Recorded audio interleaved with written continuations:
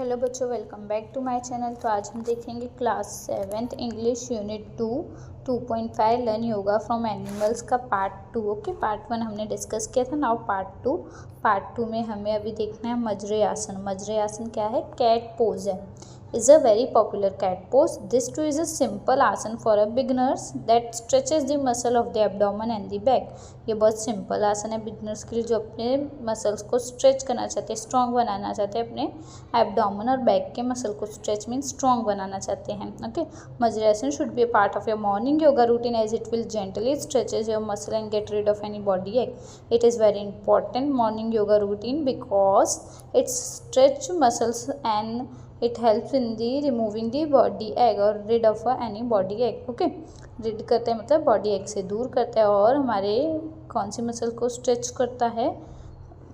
Muscles को stretch करता है। मॉर्निंग योगा रूटीन है, it will gently stretches your muscle को स्ट्रेच करता है और बॉडी एक से दूर रखता है। स्टेप्स कैसे करना है इस पोज को, मजरे आसन कैट पोज को? के स्टेप्स में first step, start on your hands and the knee so that your back is raised in the table top position.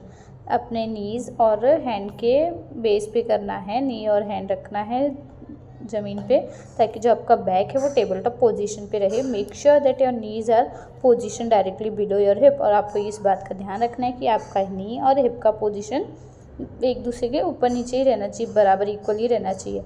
Your wrist, elbow and the shoulder should be in the line and perpendicular to the floor. आपका wrist, elbow और shoulder कैसा रहना चाहिए? एक दूसरे के wrist, shoulder और elbow एक दूसरे के लाइन में रहना चाहिए और जो लैंड है, जो ज़मीन है, उसके परपेंडिकुलर रहना चाहिए। ओके, परपेंडिकुलर रहना चाहिए फ्लोर के, सॉरी लैंड में बोली, फ्लोर के परपेंडिकुलर रहना चाहिए। Third, centre your head in a neutral position with your eyes looking at the floor. आपकी आइज कहाँ देखनी चाहिए? नीचे ज़मीन पर, और जो अपना हेड है वो न्यूट्रल पोजीशन, नॉर्मल पोजीशन पे रखना है। Fourth one, as you exhale smoothly arch your spine upward towards the ceiling. आप धीरे से एक्सहेल करोगे, ब्रीथ आउट करोगे तो आर्क, अपने स्पाइन को आर्क करना है, मतलब कर्व शेप में बनाना है और सीलिंग की तरफ देखना है। सीलिंग मीन्स ऊपर की तरफ। Make sure to keep your shoulder and the knees in a position. और आपको ध्यान रहे कि आपका जो शोल्डर है और जो नी है वो एक पोजीशन पे रहना चाहिए। Relax your head towards the floor but don't force your chin to your chest. अपने हेड को रिलैक्स करना है फ्लोर की तरफ, बट अपने चिन और चेस्ट पे ऐसे फोर्स नहीं करना है कि चिन चेस्ट को टच हो, उस पर ज़्यादा प्रेशर फोर्स नहीं डालना है। To start with, inhale and come back to the neutral tabletop position on your hands and the knee. Inhale करना है, breathe in करना है और वापस से tabletop position पे आ जाना है। To start with, you can repeat the process 6 times। और आप स्टार्टिंग में से 6 times रिपीट कर सकते हो तो आपको एक हैबिट हो जाएगी। नाउ गरुण आसन। गरुण आसन, गरुण किसको बोलते हैं? ईगल को ना। और the eagle pose, Garuda asana और the eagle pose enhance your body's ability to balance itself. आपको अपने बॉडी एबिलिटी को इन्हांस करना है, अपनी बॉडी एबिलिटी को इन्हांस करने के लिए, बैलेंस करने के लिए। It also stretches the leg muscle and improve the flexibility of the joint. क्या करते हैं? लेग मसल को स्ट्रेंच करता है, स्ट्रॉन्ग करता है और फ्लेक्सिबिलिटी इम्प्रूव करता है of the joints by loosening the joint muscle.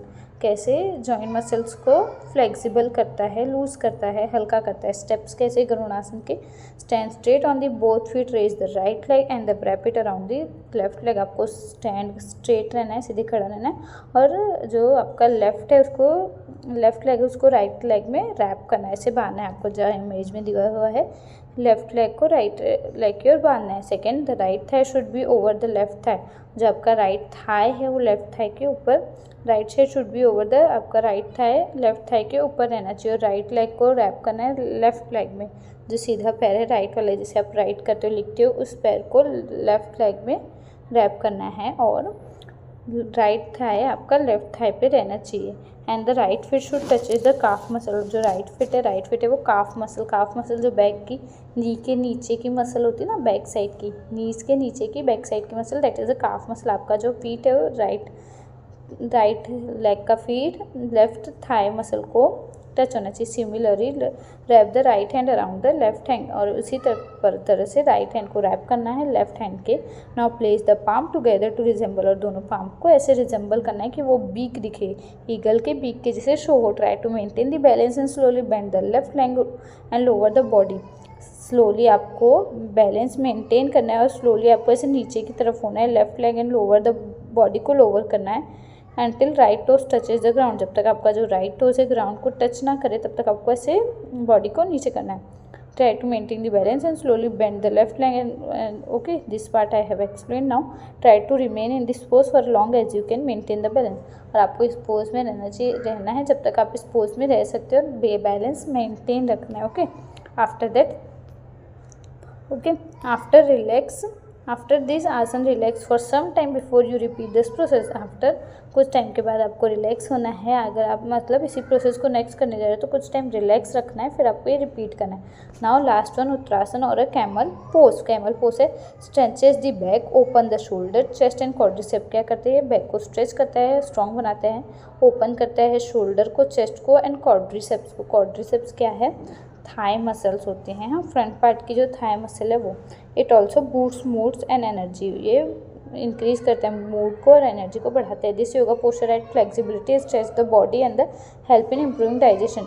ये पोस्चर क्या करता है, फ्लेक्सिबिलिटी में हेल्प करता है, बॉडी को स्ट्रेच करता है, स्ट्रॉन्ग बनाता है और डाइजेशन में हेल्प करता है. स्टेप्स क्या है, kneel on the yoga mat and place your hands and the हिप्स.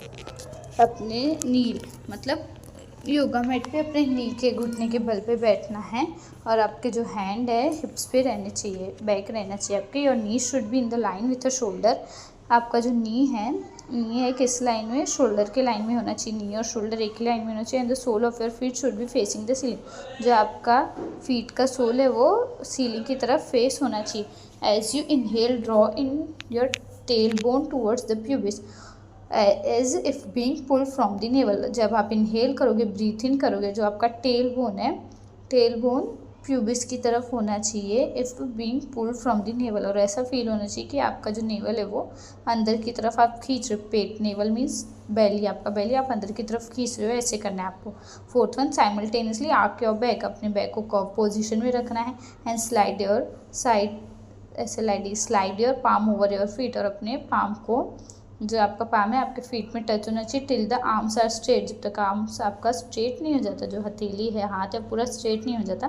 Fifth one, do not strain or flex your neck but keep it in a neutral position. अपने neck को इधर उधर move नहीं करना है, न्यूट्रल पोजीशन, नॉर्मल पोजीशन पे रखना है. Okay. Six one, stay in this posture for a couple of breath. कुछ ब्रीथ करते रहना है और कुछ ब्रीथ करने तक आपको इस पोजीशन में रहना है. ब्रीथ करते टाइम 2 to 3 टाइम्स या 4 टाइम्स आप ब्रीथ करो तो इस पोजीशन पे आपको ब्रीथ करना है. 7th one, breathe out and slowly come back to the initial pose. Breathe out करना है और इनिशियल पोज पे आ जाना है. Withdraw your hands and bring them back to your hips. और अपने हाथ को वहाँ से हटाना है आपके फीट से और वापस से हिप की तरफ लेकर आना है. As you straightened up. हाँ, जैसे आप स्ट्रेंथ अप हो गए मतलब ऊपर की तरफ आओगे. Note you may place your cushion below your knees to ease your way into the pose. आप नीज के यहाँ पे कुशन भी लगा सकते हो ताकि आप इजीली इस पोज को कर सके. ओके. तो यहाँ पर इस चैप्टर का एक्सप्लेनेशन ख़त्म होता है. अगर आपको वीडियो यूज़फुल लगे तो प्लीज़ वीडियो को लाइक, चैनल को सब्सक्राइब और अपने दोस्तों के साथ ज़रूर शेयर कीजिए. और क्वेश्चन एंड आंसर हम नेक्स्ट वीडियो में देखेंगे. तब तक के लिए bye bye. Please like, share और सब्सक्राइब ज़रूर करिए अगर वीडियो पसंद आई, यूज़फुल लगे तो. Bye bye, take care.